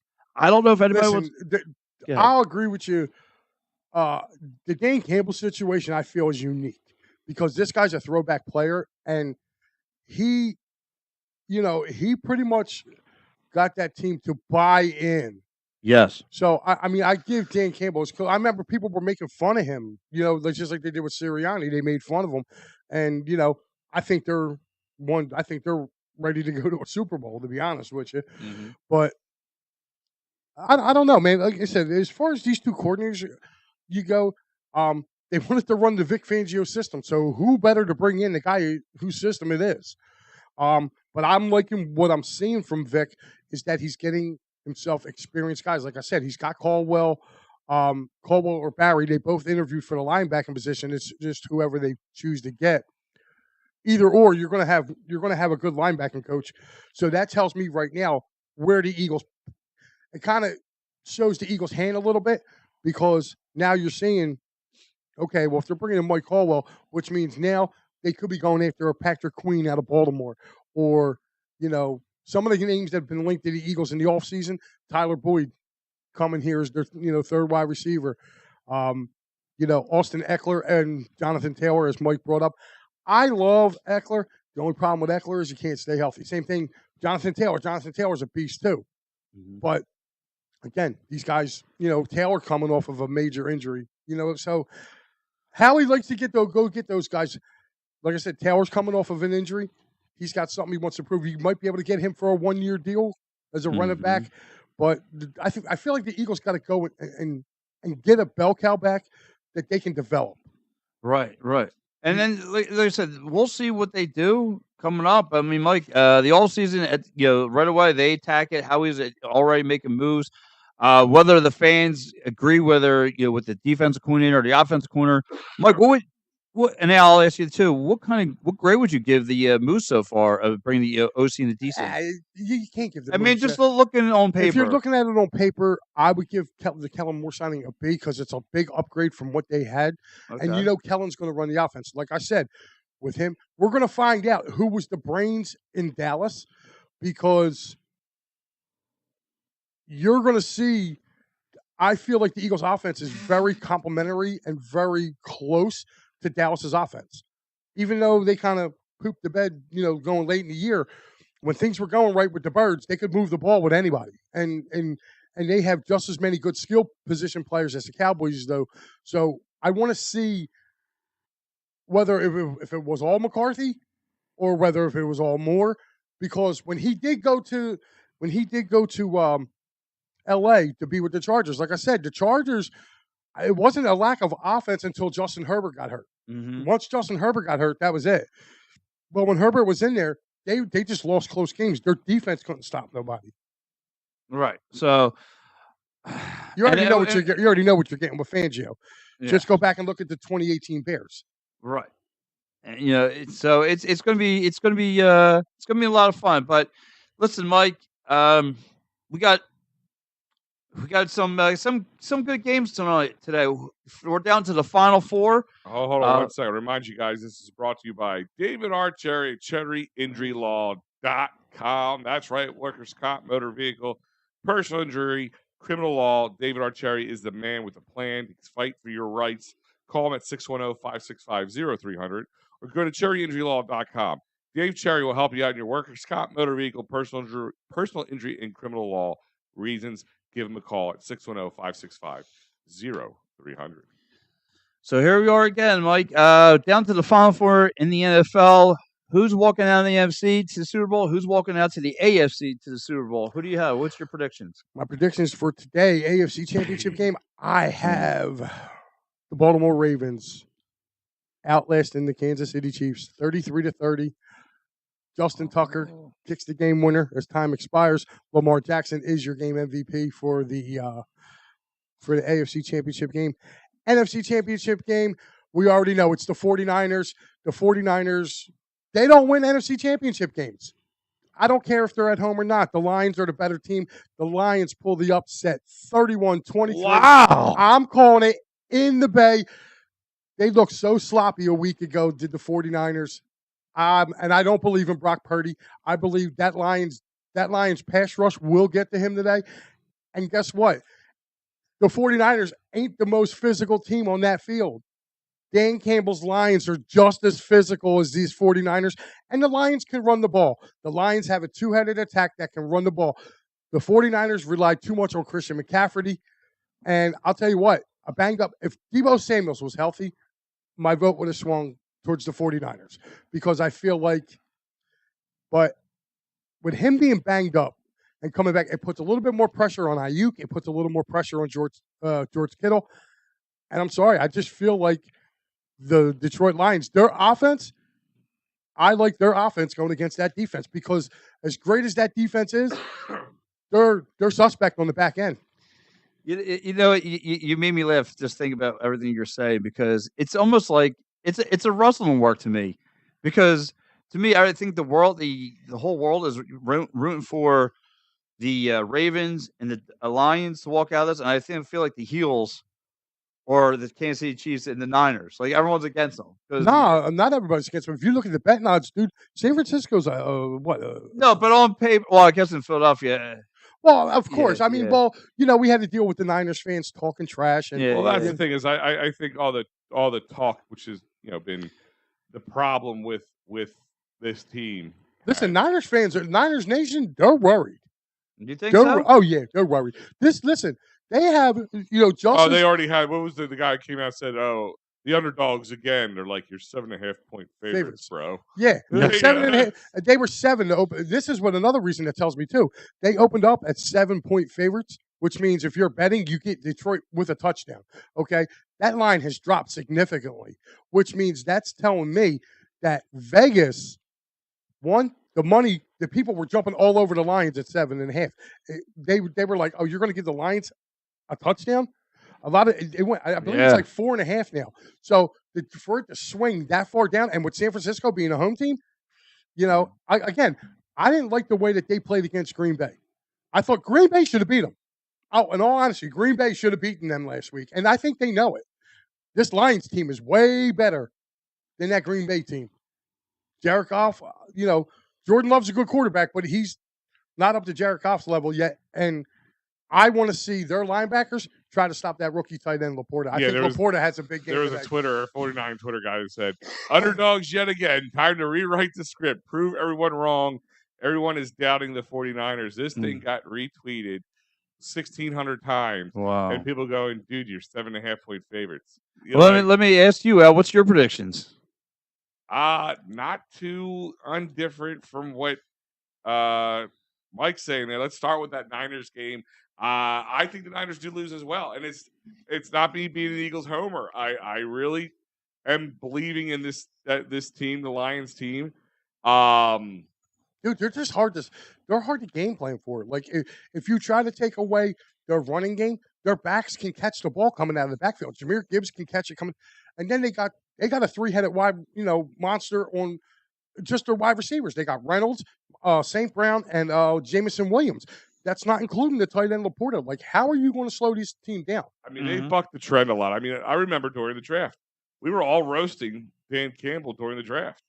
Yeah. You're drafting a running back. You're drafting in the first round. You're doing this. You're doing that. And yet, And all four of those guys, all those first 4 picks have been huge contributors to everything they've been doing. So, he's looking like the smartest man in the room right now. Yeah, absolutely. and I like the fact that our old boy CJ CJGJ. called out Debo Samuel. So he said, "Bring your A game." He said, "Because I'm shutting you down." So I mean, he said, "What's going to be your excuse this year?" Wow. He pretty much told him. He said, he goes, "You used the excuse last year that you didn't have a quarterback." Well, again, if Kyle Shanahan don't. And the Lions aren't a one-sided team right now. They're not. Like they got guys. They got guys that can get after the ball too. Like Aiden Hutchinson's going to eat. I think he's going to abuse Trent Williams today. All right. Go ahead, Al. I'm sorry. I'm like, I'm going to go in the Chiefs-Ravens game. This is a tough one for me, and I'll tell you why. I know that on paper it's at home. It's the Ravens. It really should be the Ravens, but you just can't. Patrick Mahomes, man, he's been every year he's played. He's been in the AFC Championship game, and all but one game he's been to the Super Bowl. Like it's really, really, really hard to beat him right now. Right? Yes. To pick against him, and it's closer than I think. So this is to me a really coin flip. Like Mike said, this could come down to who has a better kicker, and there's two goings. There's two goings, right? Yeah. You got Tucker and Bucker. Yeah, Tucker and Bucker. Oh, I like Tucker that. and Bucker. That was my nickname. I'm sure it was. So my prediction. I didn't predict yet. Oh, okay. I'm sorry. I think the Chiefs eke this one out. I really do. Okay. And it's. I know. People are like, "Oh, you're an idiot," whatever. But I think the Chiefs eke this one out. I mean, they struggled a little bit against Houston, who was a good up-and-coming team. They got the doors blown off them towards the end because that game got away from them. But that's not going to happen with Patrick Mahomes. C.J. Stroud did not have a good game at all during the Ravens. And it took him to the second half to really put that game away against that defense. Niners have a good defense. They have guys who can get after the Ravens. They have they have a defensive coordinator who knows how to deal with running quarterbacks. They have an offensive coordinator who knows if anybody's going to know how to scheme against the Ravens, will be Andy Reid. I kind of think it's going to be the Chiefs. All right. Pat, And who got you walking out in NFC? You got the Lions still, right? Lions, Chiefs, Lions, Super Bowl. Lions, All right. Chiefs, Super Bowl. Okay. All right. For me, I'm going to go AFC. I got the Ravens going to take this. And I think they're going to open the world's eyes by giving the Chiefs a beatdown. I think it's going to be like a 27-14 win, somewhere in that ballpark. I think the Chiefs are just still being looked at as an underdog. They're not really, but to put themselves on the map, they're going to have to go through the best quarterback in the NFL right now. So I think they go through Kansas City. The Ravens walk out. And on the NFC, I got the 49ers winning against the Lions.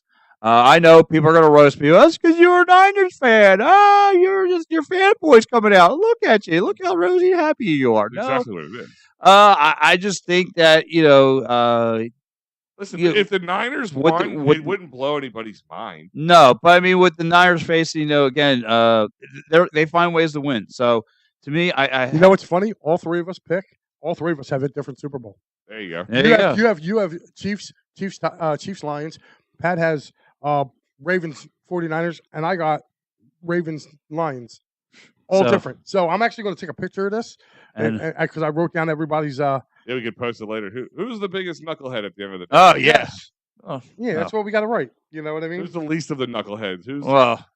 dumb? Let's hit some of these comments real quick. Yeah. Let's see. Yes, and if you guys are watching, please tell us your winners today. What's your predictions? Mike's saying Eckler and Jonathan Taylor could be an Eagle next season.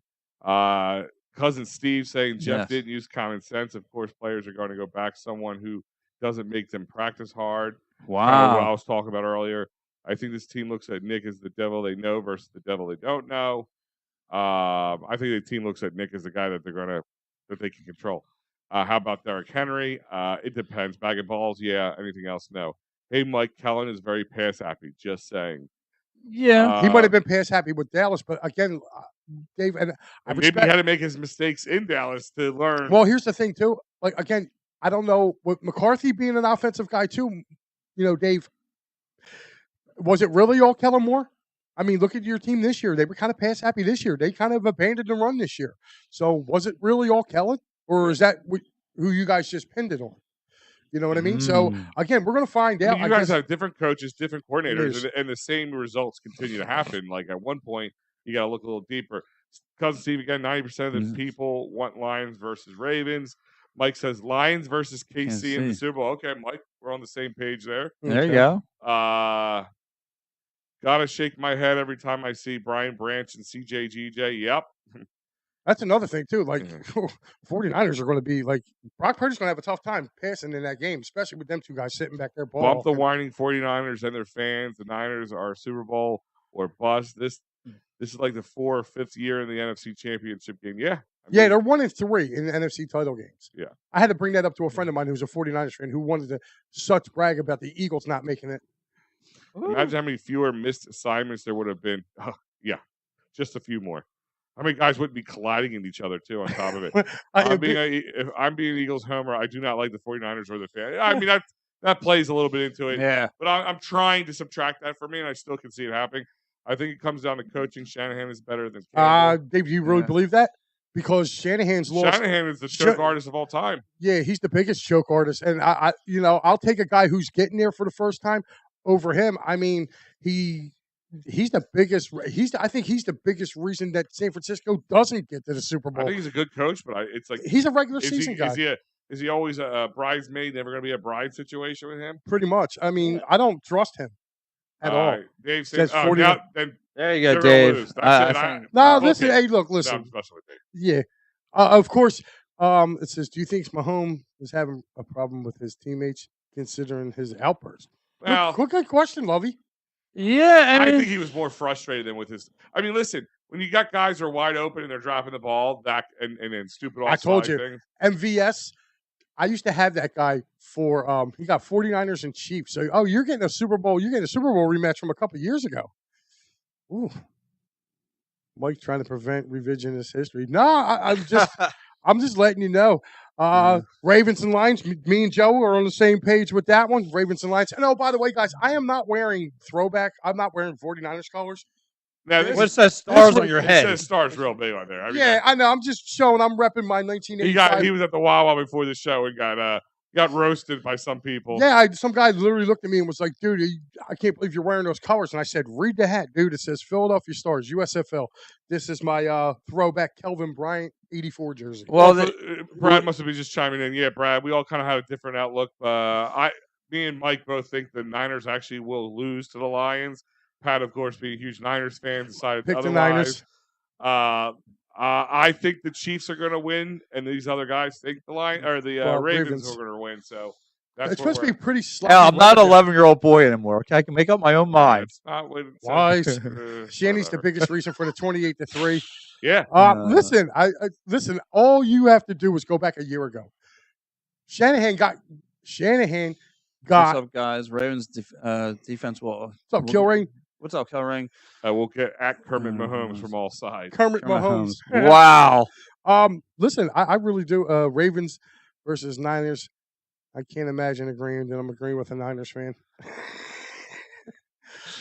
No, but Shanahan is the one who got Purdy killed last year. If you really think about it, he took a third-string tight end and tried to block Hassan Reddick with him. So, I mean, yeah. I look at it. It says Shanahan's time in San Francisco and Andy Reid's time in Philly are very similar. Both have been there and never won anything. And he's right, because the one time that Shanahan have to leave the Niners to finally get over the hump, like that would be funny. What about Nick gets fired this year and Shanahan becomes the head coach? I don't know. I would be worried. I would be worried about. I mean, I don't know. All I know is this: he's very good in the regular season. Shanahan is, but when it comes to postseason, nah, he's out. So, Pat, my question to you is: what's up, buddy? Mike has a matching Irv Eatman, Sam Mills, and Scott and Chuck Vicina jerseys in the closet. No, but I do. I believe it or not. I am definitely going to be ordering a Sam Mills jersey. And if you want to know where it is, email me on here, and I'll message, and I'll tell you where you can get them. So they definitely have it. I want to see the Lions. What's your meal of the day, Patrick? It's gonna be something different. Oh, here comes the boss. I think I might do like a chicken Ugh. parm. I hate to say it, but probably Sirianni. Chicken parm. Fast forward to the Chicken time parm. next So year. you're not having no pasta, huh? Yeah, well, chicken parm, a little, I mean, yeah. Oh my gosh. What's the most likely birds in the championship from the Sirianni's gone? Yeah. I think Sirianni will be gone before the championship. Al, you think Sirianni will be gone? I hate to say it. All right, so I'm going to go opposite of you. I'm going to say NFC title game. I hope you're right. Yes. Question for you both. How do you feel about Fangio and Kelly Moore, Alshon's defense corner? Yeah, we touched on that earlier. Mike, on paper, gives it a B on higher. For both of them, right? For both. For all, the whole package. I think the defense is going to be a lot better. I go B minus. It's not exactly a B, but yeah, I mean, I'm not Pat. I'm not, streaking down the street, I'm not over these hires, but I'm not even getting a never mind. Dave Arnold saying roast beef sandwiches tonight. That's a pretty. That's a solid selection. That's a solid. I love a good meat sandwich. Yeah, we know. Al, what are you doing? I'm going to be cooking all day because I have to be healthy. So I don't know. I really don't know, to be honest with you. There goes Arnita back and Kevin. And, yeah. Last night I went to a cool place that used to be a Delco establishment, but moved away to Newcastle, Delaware. New Orleans Cafe, which is a play on New Orleans, which has some amazing Cajun food, dude. Really? And so different takes on them. Go try the andouille meatloaf. It'll change your life. Oh. And with alligator sausage. Oh, I got it. It is delicious. You had me until you said no. You don't have to put. You had me in once you said sausage. You don't have to get the alligator sausage, but I guarantee you'll say, "All right, Al, thank you for telling me that." Yeah. Andouille meatloaf. Feel like a Warboy. Go try some alligator okay. today. But listen, hold on, man. Can I say a question to all three of you? Does Howie suck? No, he doesn't. I know you're on that hill. Yes, I agree. I have to say he's sucking right now. Yes. Like, I said this the other day. I said, Howie goes through, he makes some moves. It's all about his course correction. This is where Howie comes wrong. When he tries to make 90-degree turns, and when he does that, it shoots him in the ass. Because what happens is he puts all his eggs in another basket, and the other baskets are left empty. When he course corrects correctly, when he starts, drafting from, bigger SEC teams, things like that, that's good. But then he never course corrected on the linebacker situation, or course correcting finding a good secondary player to nurture and grow. That's where we're getting bit in the ass right now. Mm-hmm. If he can course correct on that, then he doesn't suck. But right now, his deficiencies are making him suck. Well, I'm not going to say he sucks because he put the people in there. But Mike says, I'm having garlic parm wings, cheese fries for game time dinner. That's a good selection. That's a very good one. Me and Jamie are doing homemade strombolis tonight. That's a very good selection, too. I feel like I'm missing out. Steve saying, I'll chime in on this one. Howie's average, but can pivot away from mistakes quickly enough in a league where you can reinvent pretty quickly. Yeah, that's kind of what I said. Yeah. Steve just said it a lot better than I did. Yeah. And Joe Hale says, so what do you guys think about the Eagles going to do first round of the NFL draft? That's a whole conversation. Mm-hmm. It's a whole different one. But here's the Phillies question: Why did the Phillies did not sign a starting pitcher or a closer? Well, Brad, I'm glad you just touched my engine on that one because we're about to get into that. Listen, and Al, I'm going to go right to you, buddy. Let's have a little Phillies conversation because February's next week, and all I can think about is pitching, catching, Union soccer. I mean, we're going to have some Phillies back. We're going to get the Union back. But let me go talk to you about the Phillies, Al, since you are the baseball guy in the room. What's your take on Rhys Hoskins getting demoted? Oh, not demoted, but going out to if you go to Milwaukee, it's demotion in my eyes. Yes, Milwaukee, and us bringing in a Brave, right? We're bringing. Listen, you brought in a guy who is. Let's talk about the demotion, as you called it. First and foremost, he got signed by the Brewers 2 years, but there is an out clause, I think, for both sides. So that does leave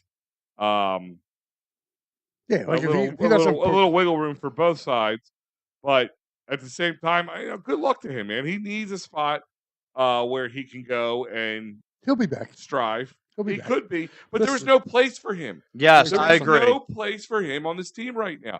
I mean, unfortunately, his injury, which it shouldn't happen, but did happen, we found a solution that was not like a temporary fix. But here's the best part, though. Yeah, he'll be away. And like you said, it's kind of a they both kind of have an out clause with that. I can see the Phillies getting rid of Schwarber.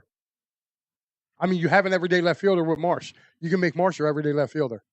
Then you don't have to worry about. I think they're not going to get rid of him. I mean, maybe after this year. That's what I'm saying. After this year, if this year ends in another, like if they don't get to a World Series this year, So you're happy that he's out of here, right, Al? Are you kind of happy? I'm happy for him. I'm happy for him. Yeah, he got his money. He needs a place to go where he can play. Right. And I like him. I love him. I love what he did. He'll always be a Philly in my eye. He can retire a Philly. He can come back here. He should get a standing ovation the first time. The whole 9 yards. Yeah. But there's no place for him. I agree. And the writing was on the wall. Signing him for any amount of money would have been a waste. Yeah, I agree. I mean, he can't play left fielder for a lick. He's not going to take what's it called? DH from Schwarber. And he's not going to take. We don't want him taking first base, and he's not going to take bench money, and he's not going to work off the bench. So it had to happen. Yeah, I agree with you. I think the writing was on the wall for Reese. I thought I like I said, it was time to move on. He can't play defense. He's definitely not going to take a DH spot. And with Bryce Harper taking over that first base position, the writing was on the wall.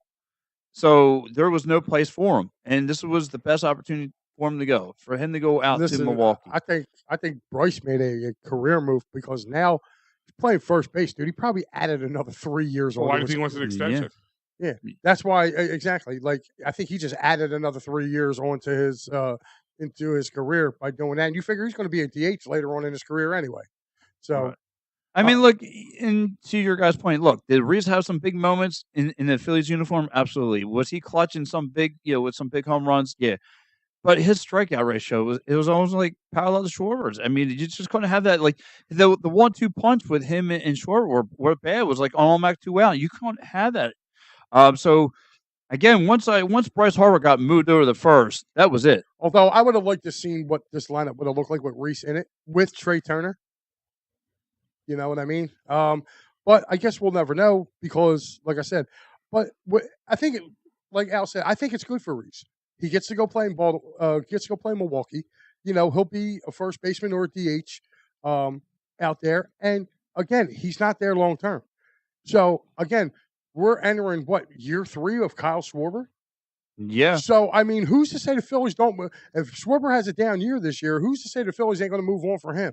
If they move on from him, trust me. That's why I said I don't think Reese is not going to be here for not long because, if anything, they can always bring him back as a DH, at least until, Yeah, but for me, I don't want him back. What do you mean? Well, for me, I've seen the dude since he's been at Reading, and I get it. He did have a bad couple of years there too, but a lot of people forget about that tear he was on when he first came up to the majors. You know what I mean? I mean, he hit. What was it, like 32 at bats? Mm-hmm. He hit 20 home runs in his first 32 at bats in the major leagues. Like nobody was ever on a tear like this guy was. So, I tip my cap to Reese. I hope he goes out there. I hope he plays hard. It does well for him, except for 6 games a year or 8 games whenever we play Milwaukee. Yeah. So, like I said, I don't know. And Al, what do you think about the arm that they just brought in? The 26-year-old Kobe Allard. Yeah, I mean he's a camp guy right now. I mean, he 4 outings. He had like a 6.54 ERA, 13 strikeouts. Nothing that's going to blow your mind right now. He's going to be brought in to see what happens and see if he can add to the rotation. But will he be a starter or is he going to come out of the? They say rotation piece. So he could be a starter. Could be. Potential. It depends how bad somebody, in that starting lineup does. You know what I mean? If Taijuan Walker doesn't give what you need, he'll probably get substituted out in that rotation or if someone gets hurt. I can see him very well because again, the starting rotation was very, very suspect. You know, do you think the Phillies sign Blake Snell? Mike, I'll go to you. Um, they could. I mean, just the fact that right now, I think the Snell rumors are going towards more of the Red Sox than anything. the guy I wanted was Hader, but then the Astros just went and got him. Yeah. Like that. Well, it's because then Hector Neris went to the Cubs. Mhm. Well, Hector Neris wasn't their closer, Yeah. so they had somebody else closing for Well, him. he was for a short time. But I don't know. Is there? I mean, looking at available free agents that left out there, I mean, I'm surprised Snell's still unsigned at this point. I think they're demanding a lot, and people are calling him out on it, and he's not going to get it. Yeah, I mean, I don't know. I mean, if he'll I'm, get it. he'll get something. But I mean, if I'm the Phillies, why not? You know, Mike says I'm happy for Reese. And Yeah. listen, look, it's they're happy on both parties. You know what I Listen, mean? Jamie, you like Reese as the man, but as a player, he's the not only good. reason my wife likes him is because He looks good in his pants. that and his wife's name is Jamie. Ah, that's right. So that's the Well- only reason. And that was her Hodgkins, as she called him. Or Her Hodgkins. Her Hodgkins. Reese Hodgkins. Yeah, Robbie will never let his man Crush Schwarber be traded. But I don't think Robbie has. much Robbie say. don't have an issue. Yeah. See, my Reese. Yeah. So Phillies need to sign Bellinger. That's an option too. I don't. I mean, they're looking at 20. No, I think he's going back to the Cubs. He could. He's going back to the Cubs. He's not going to come here. Like Astor signed Hader and Nectar signed with the Cubs. Yeah, we What just your said that, thoughts? Yeah. Snell's a California guy. I'm not seeing him come north. That's BS. He pitched in Tampa forever. I guess maybe warm weather guy. I don't know. yeah. But Listen, where the I money's feel, at, he'll go. I feel bad for Taiwan Walker. If I was him, I would ask to be traded. As Robbie treated Taiwan like the redheaded stepchild in the postseason. Yeah, Mike. I mean, He brings a solid point. They said they worked it all out. I don't know. Like we really don't know what happened. He let a guy like Lorenzen. no, well Lorenzen did pitch. Who else? Our closer. Why am I blanking? Kimbrel. Kimbrel. He let him go, even though he looked cooked at the time. Soto. So I just wonder what's going on. I mean, Yeah, all I saw Walker do was eat peanuts. That's all I see. You know, I heard Pat was jealous. I heard from what I heard, he had shoulder fatigue. It wasn't arm fatigue. He had shoulder fatigue. That's why you didn't see him pitch in the postseason. With arm fatigue is something you can get a couple days rest. Your arm will feel better. Yeah. Shoulder fatigue's a lot. And I guess he didn't want to use him for a long haul. Like he's a warm weather guy. is my point. Gotcha. What he's saying, like he wouldn't do well pitching constantly in Philly and anything. Dude, he's going to go where the money goes. He's not going to sit there and go, "Oh, well, I'm not going here because it's not warm." Like he's going to go where he's going to go. He's going to go. So there's only two options: it's here or the Marlins. No, I mean the Yankees have been a big conversation on it too. That's what I'm saying. The Yankees are in on Snell. Right now, the Red Yankees Sox and Red Sox. So. It's Yankee and Red Sox, and if the Phillies starter hat, there's three Northern East teams. There's no other warm climate team that's in. Listen, that money will make you feel warm. If Schwarber ever got hurt, is Reese on speed dial? No, not now. He's not. Yeah, it's not now. We would have to give money. We would have to give something up for. We'd have to send a player over. I don't know. Like I said, I love it when people were like, "Oh, well, this guy prefers this guy prefers that." Dude, listen, they're going who's paying them the most money. Yeah. So the other thing I want to touch on Philly's point. So the snubbing of Jimmy Rollins, I'll get like 12% of the votes. He's a Hall of Famer. Yes. Boa King is a Hall of Famer. I'm sorry, he's a Hall of Famer. The longevity of his career, the success and the longevity. I'm not just saying as a Phillies fan. He is a. I'm saying as a Phillies fan because we watched him play and we watched that dude make hella plays. Mike Bauer saying, "Hey Pat, I seen Jimmy Rollins do all types of crazy things. We watched this dude literally went and say." Yeah, I like I said, to me, I'm with you. The way I saw Jimmy Rollins, again, growing up in that part of that train, again, that 08 train, you couldn't tell me he's not a Hall of Famer. Again, from that how about 07 when he from 07 to right when 11. he looked. Remember 07? He came out and told everybody we're the team to beat in the NL East. When the Mets were clearly, and the Braves were clearly fighting for that position, he came out and he backed it up with an MVP season that year. So I believe he's definitely in. I believe he's in that conversation, and I also believe Utley should get in too. I believe Utley should get in too. Yes. He transformed the second baseman position. How do you feel about him? I mean, you kind of briefed on it, but him, Jimmy Rollins getting snubbed. I mean, come on, man. I mean, that's just wrong. That's his first year eligibility too. Yeah, I mean, He should be a first ballot. You know what I mean? I don't know about first ballot. Like, I'm okay with him not getting in this time, but I think he will get in. to answer your question, he could be. Kirkering could be a Yes, closer. I would definitely. I think he got a little shell shocked. He's gonna have to work on adding some more pitches into his repertoire. But ultimately, I think if he continues to trend in upward fashion, that's the Phillies closer of the future. Yeah, he could be a real big piece going forward. So, as Noah just said in an article a couple of days ago, he hopes that the Phillies can keep. Who wouldn't? Yeah, we all do. That's the Phillies 1-2 punch, though. So I think they're going to re-sign Wheeler. I think people have to understand this isn't. The MLB has changed with the signings since pretty much we signed Bryce Harper. They happen in February now. They happen in March. So don't fear that now it's February 1st almost, and we still haven't signed anybody, that nothing could happen. I don't think they're done. So, guys, again, before we close out the show here, by the A's in the early 2000 standards, Ollie Howard, Hall of Fame, yeah. But I would lean towards the Hall of Fame discussions, or they'll get They can degenerate into a pointless black hole if not careful. Reading's not a strong suit, ladies and gentlemen. No, just pitchers. And speaking, sorry, Rollins. Wall of Fame, yeah. Yeah, I get the Wall of Fame. But like I said, before we get out of here, final thoughts for next week. Again, we're not going to have much hockey to talk about. No hockey, no football outside of who won. The Sixers are going to be on the West Coast swing, so unless you guys are staying up late, I'll be doing the majority of the post-game shows for that this week. And, of course, that's pretty much about it. I mean, of course, and then we'll be getting some more Phillies conversation. Since we are trending towards pitchers and catchers. Day after Valentine's Day. It is Valentine's. When? Something like that. Who celebrates that? Yeah. Dude, you're about to sleep on the couch. Funny thing is, my wife does not care about Valentine's Day. Mine doesn't either. She's like, she goes to waste of money and time. Yeah, if I try to bring her home chocolate, she'd be like, dude, what are you trying to do? Like, yeah, I think it's fat from the chocolate. No, it's not even that. She's like, dude, I don't. My wife care less about flowers. She's not a flowers girl. No. I mean, if I give them to her, she'd be like, oh. Yeah. Like you thought about me, and guess where they'll be at? They'll be dead by the tomorrow. I don't know. I usually I give my wife a choice. I'm like, do you want to go to dinner, or do you want? And my wife's let's go. I want a steak. I try to do something along those lines. Like, why don't we just go to dinner? Actually, we try to turn it into another thing for the kids. Give them some candy and. I don't have to worry about that.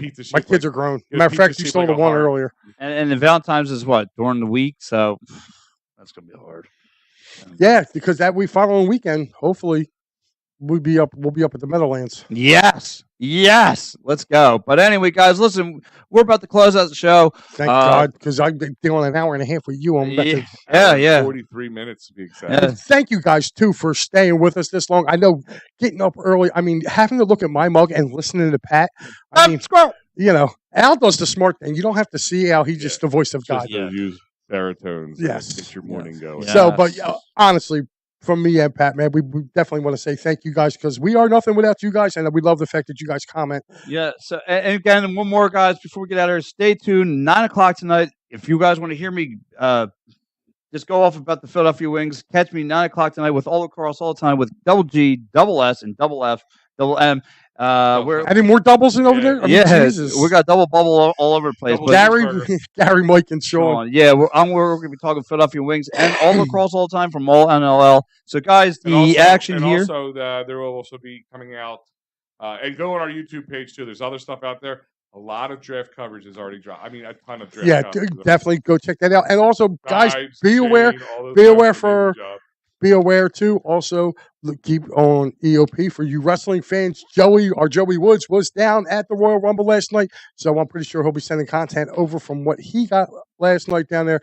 So, guys, make sure you check it out. Yeah, and by the way, that Royal Rumble, the steel staffs between Chris and Hakeem, they did a great job late last night. I saw they was on last night. They were on last night, giving a full recap of the Royal Rumble. I think they did a better job than ESPN, which, by the way, Did you see this? Fraud. Did you see this now with ESPN trying to cover the WWE? I think it's hysterical. Yeah. Like they literally bashed it for 30 years, and now all of a sudden they're on that train. Yeah, now they're covering it. Oh, Cody Rhodes wins the Royal Rumble. I'm like, this is really on ESPN. Yeah. I'm like, this just goes to show you how far that network has fallen. Yeah. Again, so, but anyways, you ready to get out of here? Yeah, let's get nude. No, I said get out of here. Oh. Well, for Al Safiri, this nutcase Pat Menard beside me, I'm Mike Laura. You guys have a good week. We'll see you later.